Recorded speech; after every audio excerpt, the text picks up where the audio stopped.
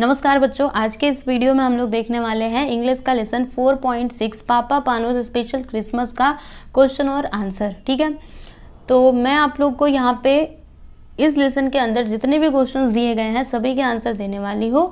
मतलब देखो, जैसे मार्जिन के जो क्वेश्चंस रहते हैं यानी जो किनारे किनारे लेसन के क्वेश्चंस दिए रहते हैं उसके भी आंसर आपको मिलेंगे, और फिर उसके बाद जो इंग्लिश वर्कशॉप में क्वेश्चंस दिए गए हैं उनके भी आंसर मैं आपको इस वीडियो में देने वाली हूँ। ठीक है, तो आगे बढ़ने के पहले आपको एक और चीज़ बताना चाहूँगी कि मैं हर एक सब्जेक्ट का क्वेश्चन आंसर मतलब मैंने ना अपने चैनल पे अपलोड करके रखा हुआ है, चाहे वो हिस्ट्री हो, सिविक्स हो, ज्योग्राफी हो, कोई भी लेसन हो, तो आप लोग प्लेलिस्ट में जाकर के उन सारे वीडियोस को देख सकते हो। सारे जो आपके मतलब सब्जेक्ट हैं उनके जो वीडियोस है ना वो प्लेलिस्ट में अच्छे से अरेंज करके मैंने सब रखा हुआ है, तो आप लोग प्लेलिस्ट में जाकर के जरूर उन सारे वीडियोस को देखिएगा। ठीक है, तो चलिए सबसे पहले मार्जिन के क्वेश्चन देखते हैं।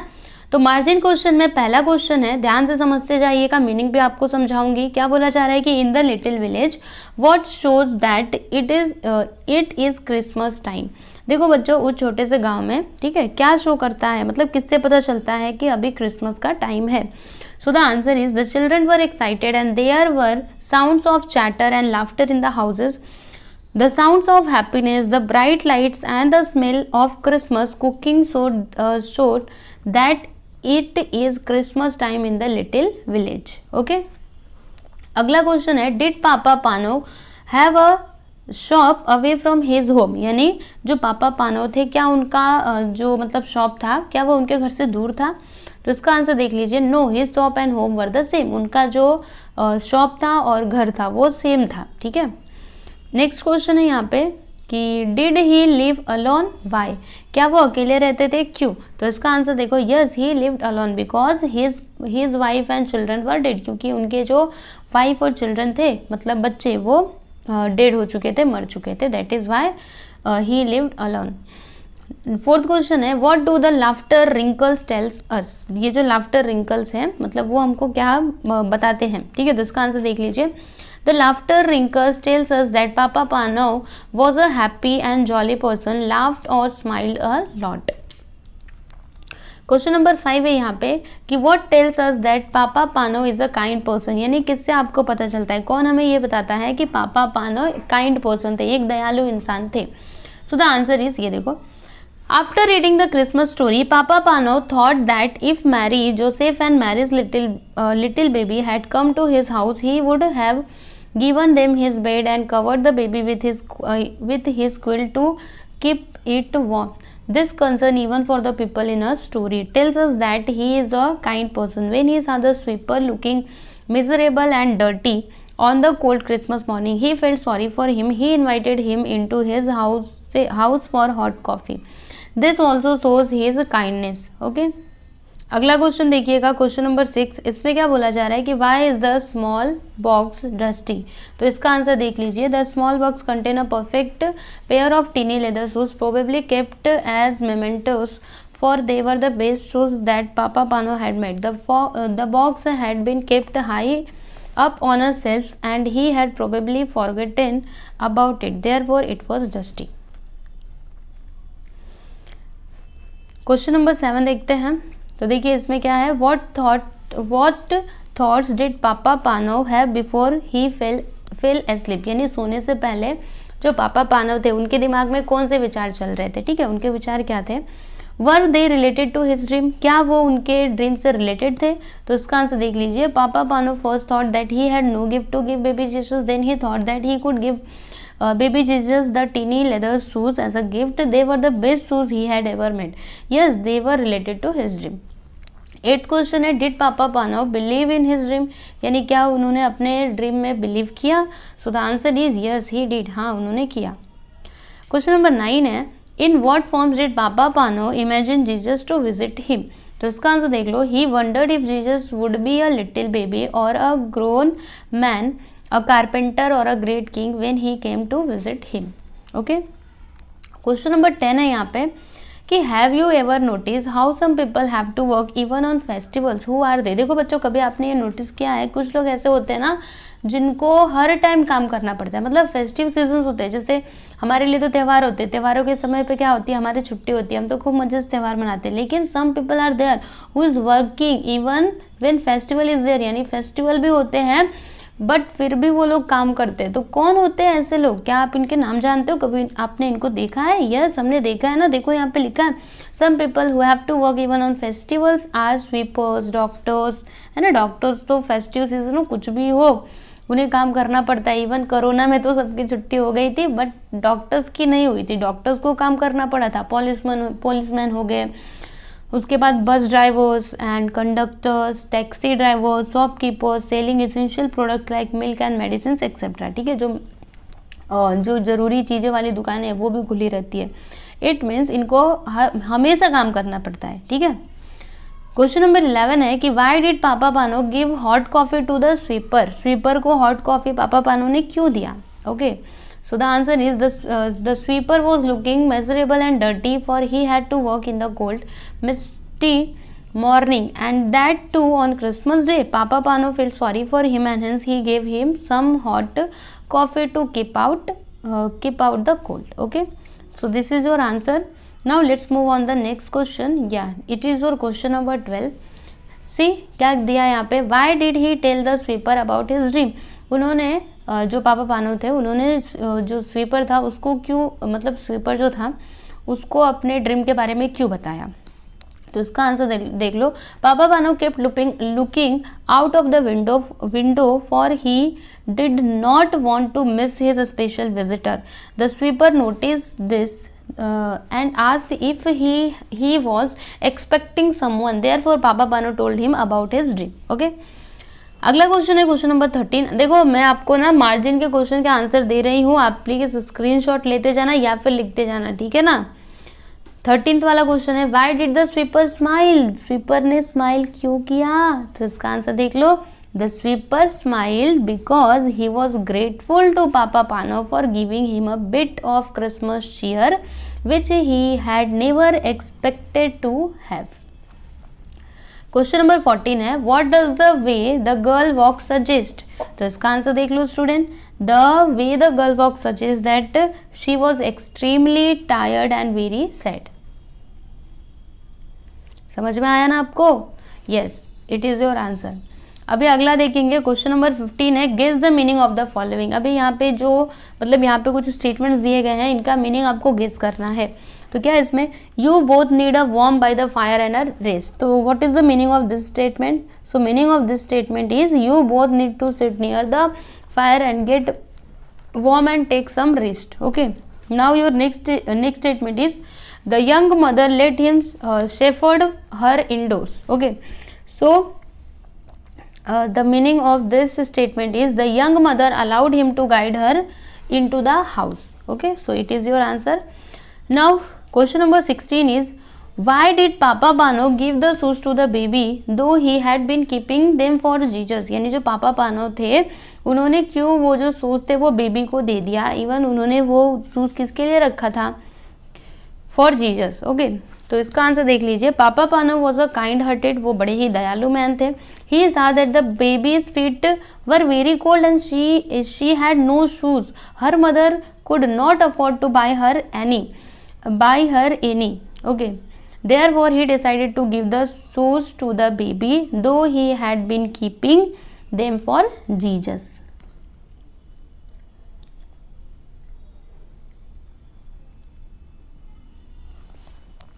क्वेश्चन नंबर 17 देखेंगे हम। तो इसमें क्या है कि how does the author show that Papa Panov was disappointed, what actions of Papa Panov suggested. देखो बच्चों, अभी यहाँ पे क्या बोला जा रहा है कि जो ऑथर है उन्होंने ये कैसे दिखाया है कि पापा पानो डिसअपॉइंट थे।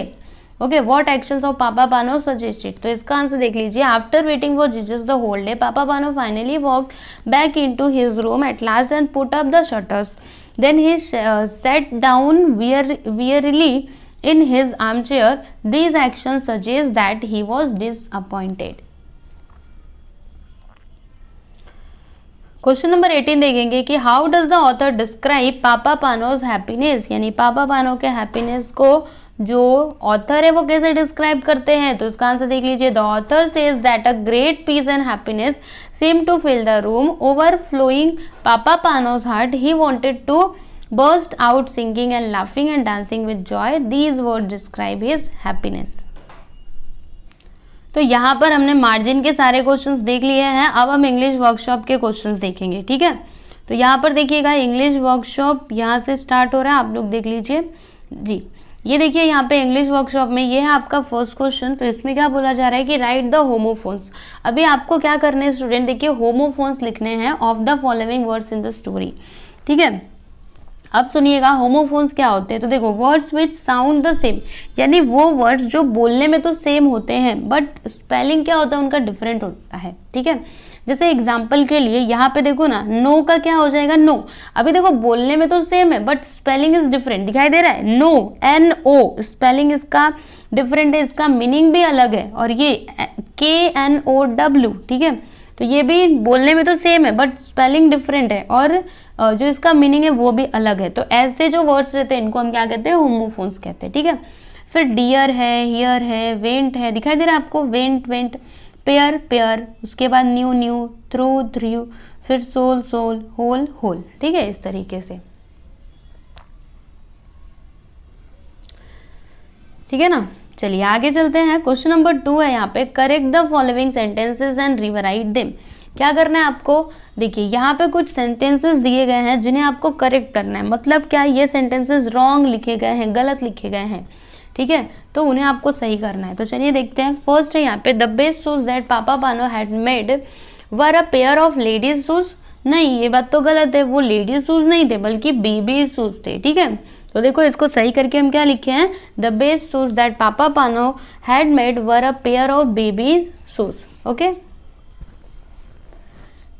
फिर यहाँ पे क्वेश्चन नंबर 2 है कि Papa Panov gave hot soup to the sweeper, milk to the young mother and coffee to the beggars. क्या ये बात सही है? नहीं, ये तो गलत है। जो पापा पानो थे उन्होंने हॉट कॉफी स्वीपर को दिया था, मिल्क दिया था बेबी को and soup to the beggars, ठीक है। तीसरा यहाँ पे कि bye afternoon Papa Panov had stop looking out for Jesus. मतलब आफ्टरनून में ही उन्होंने, मतलब वो जैसे वो जीसस का इंतजार कर रहे थे तो उनका इंतजार करना छोड़ दिया। No, it is wrong. तो राइट क्या होगा, Papa Panov stop looking for Jesus after dusk fell, ठीक है, मतलब जब पूरा शाम तक उन्होंने इंतजार किया था ना, गोधूली बेला तक। फोर्थ क्वेश्चन है, मतलब फोर्थ यहाँ पे है कि Papa Panov saw the sweeper, the young mother and the beggars he had help only once in the morning. देखो बच्चों, ये स्टेटमेंट भी क्या है, गलत है। सही क्या होगा, ये होगा Papa Panov saw the sweeper, the young mother and her baby and the beggars he had help once again at night. Fifth question है, फिफ्थ मतलब यहाँ पे स्टेटमेंट है Jesus had actually visited Papa पानो ओनली वंस ऑन क्रिसमस इव। तो ये भी गलत है। क्या होगा सही स्टेटमेंट क्या होगा, Jesus had visited Papa Panov many times on Christmas day. Okay, यहाँ पे क्रिसमस डे आएगा, ठीक है। चलिए आगे चलते हैं। क्वेश्चन नंबर 3, देखो बच्चों यहाँ पे हमने क्वेश्चन नंबर 2 जो था, question number 2 correct the following sentences and rewrite them, ये कंप्लीट कर लिया है। अभी क्वेश्चन नंबर 3 हम देखने वाले हैं। तो क्वेश्चन नंबर 3 है कि right a character sketch of Papa पानो इन योर ओन वर्ड्स। यानी जो पापा पानो थे उनका जो चरित्र था, उनका कैरेक्टर था, उसे आपको लिखना है, ठीक है, आपके अपने वर्ड्स में। तो देखिए मैंने यहाँ पे लिखा है कि Papa Panov was an old village shoemaker, he lived alone after the death of his wife and children, he was a cheerful person who got a bit emotional at times. He was kind-hearted and generous and was willing to give people things that belonged to him. He was a little religious and simple enough to believe in his dream. He felt compassion for others when he saw them in difficulties and helped them out when he realized the truth of his dream and the message he had got through it. He was very happy and content. Okay, so ये इसका answer है। आगे चलते हैं। Fourth question यहाँ पे, right your own interpretation of the story. आपका खुद का इंटरप्रिटेशन क्या है स्टोरी को लेके, वो आप यहाँ पे लिखिए। तो देखिए इसका आंसर हमने लिखा है, the author wishes to tells us that instead of waiting to serve God we should serve our fellow human beings specially those who are in distress. He wishes to tells us that when we show compassion and help those who are in distress, we are actually serving God, ठीक है। Fifth question है, do you know a similar stories in your mother tongue और in other languages, narrate it in short, do it yourself. देखो बच्चों, अभी यहाँ पे आपसे क्या बोला जा रहा है, क्या आप, जैसे ये पापा पानो वाला स्टोरी था, क्या आप ऐसे ही सिमिलर किसी स्टोरी के बारे में जानते हो, पता है आपको कोई स्टोरी? अगर पता है तो उसे आप लिखिए, ठीक है, इन योर मदर टंग और इन अदर लैंग्वेजेस, किसी भी लैंग्वेज में आप लिख सकते हो, ठीक है। तो इसे आपको लिखना है, तो अगर आप ऐसी स्टोरी के बारे में जानते हो तो लिखिएगा, ठीक है। क्वेश्चन नंबर 6 है यहाँ पे कि gather more information about cold winters in Russia, मतलब रशिया में जो विंटर सीजन होते हैं, एकदम सर्द वाली सर्दी, ठीक है, उसके बारे में आपको इन्फॉर्मेशन कलेक्ट करना है। तो देखिए हमने लिखा है यहाँ पे, winters in Russia are not extremely cold and the average winter temperatures does not fall below 15 degrees Celsius. Russia is one of the coldest countries in the world in winter, with frost of up to 30 degrees Celsius common in the Moscow area and getting even colder further north. The oldest month is January at 8 degrees Celsius. Okay. Question number 7 है यहाँ पे कि विच, अच्छा चलो एक बार आप screenshot लेते जाओ, नहीं तो आप सोचोगे कितना फास्ट में चली गई ना। हाँ, पर इतना भी फास्ट नहीं हो, आप लोग लिख सकते हो। क्वेश्चन नंबर 7 देख लेते हैं, इसमें क्या बोला जा रहा है कि विच सीजन वुड यू से is the hardest in your locality, what help would the poor and homeless people need in that season. देखो बच्चों, यहाँ पे क्या बोला जा रहा है कि कौन सा ऐसा सीजन है जो मतलब सबसे कठिन है आपके लोकेलिटी में, मतलब बहुत उस टाइम पे आपको बहुत परेशानियों का सामना करना पड़ता होगा, ठीक है। और जो मतलब गरीब लोग हैं जिनके पास घर नहीं है, ठीक है, ऐसे लोगों को मतलब उस टाइम पे किस चीज़ की ज़रूरत पड़ती होगी, ठीक है, आप उनकी कैसे हेल्प कर सकते हो, जस्ट थिंक अबाउट इट, ठीक है। What help would the poor and homeless people need in that season, यानी उस सीजन में ये जो मतलब ज़रूरतमंद लोग हैं जिनके पास घर नहीं है, गरीब लोग हैं, तो उनको किस चीज़ों की ज़रूरत पड़ती होगी, ठीक है, मतलब उनको किस तरीके से सहायता की जा सकती है। तो इसका आंसर देख लीजिए यहाँ पे, the hardest season in my locality is summer, the poor and homeless would need a roof over their heads, clean drinking water and some had wear to protect themselves from the blazing sun. They would also need fresh fruits, vegetables and medicines to help them remain healthy. Okay, so it is the answer. I hope कि आप लोगों को ये सारे answers clear हो गए होंगे। तो यहाँ पे आपका ये जो लेसन था, आपका इंग्लिश का लास्ट लेसन, ये भी हमने कंप्लीट कर लिया है। और मैं आपको ये भी बता दूँ कि मैंने इससे पहले के जो भी लेसन है, ईच एंड एवरी लेसन को, हर एक सब्जेक्ट के हर एक लेसन को मैंने कंप्लीट करवा दिया है। तो बस अब आपकी बारी है पढ़ाई करने की, अच्छे मार्क्स लाने की, ठीक है। तो बस बच्चों, आप लोग अच्छे से पढ़ते रहिए और हमारे साथ बने रहिए, ठीक है। मिलते हैं नेक्स्ट वीडियो में। थैंक यू बच्चों।